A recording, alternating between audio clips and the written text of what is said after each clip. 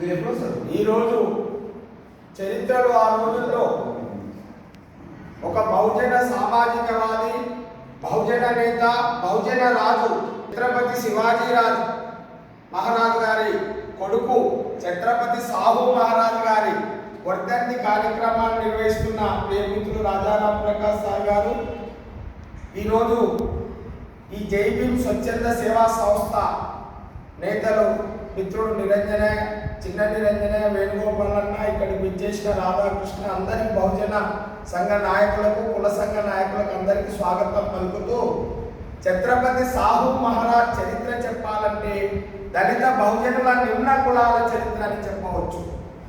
ఆ రోజు శివాజీ రాజు గారికి 4వ రాణి అయిన ఆనంద్ బాయికి దత్తపుత్రుడుగా మహారాష్ట్ర కొల్హాపూర్ గాడ్గే అంటే బీసీ కులం నుంచి ఇతన్ని దత్తత తీసుకోవడం జరిగింది. ఆ రోజుల్లో అగ్రకుల బ్రాహ్మణ ఆధిపత్య సామాజిక వర్గంలో అప్పుడు అందరు ఉద్యోగులు వాళ్ళే ఉన్న సామాజిక వర్గంలో ఈయన దళితుల బహుజనులను తన కార్యాలయంలో తన రాజ్యంలో ఉద్యోగాలు ఇచ్చి దళితుల బహుజన రాజ్యాన్ని ఏర్పరిచిన మహనీయుడు సాహు మహారాజు గారు. యశ్వంతరావుగా ఉంటారు, ఇతన్ని సాహు మహారాజ్ అని పిలవడం జరుగుతుంది. ఇతడు 1874 జూన్ 26 మే 6 1922లో మరణించడం జరిగింది.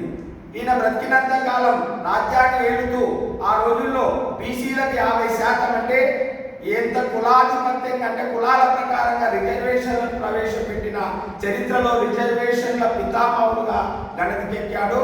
ఆ రోజుల్లో మహాత్మా జ్యోతిబా పూలే సత్యశోధక సమాధిలో చేరాడు. అంబేద్కర్తో సహవాసము, ఇతని ఆశయాలను అంబేద్కర్ గారు కూడా రాజ్యాంగంలో రిజర్వేషన్ల అంటే విధానానికి ఛత్రపతి సాహు మహారాజు ఎట్లా జనాభా ప్రాతినిధ్యంగా అట్లా రిజర్వేషన్ కూడా కల్పించడం జరిగింది. కనుక అటువంటి ఛత్రపతి సాహు మహారాజు ఈరోజు దళిత బహుజన వెనుకబడిన మైనార్టీ వర్గాలకు ప్రతినిధిగా పిలువబడుతూ చరిత్రలో గణతికెక్కారు. అటువంటి మహనీయుల ఆశయాల కొరకు మనం కృషి చేయాలని తెలియజేస్తూ ముగిస్తున్నాం. జోహార్ ఛత్రపతి సాహు మహారాజ్ కు జోహార్, జోహార్ ఛత్రపతి సాహు మహారాజ్ కు జోహార్, జోహార్. అంటే ఇక్కడ ఫోటో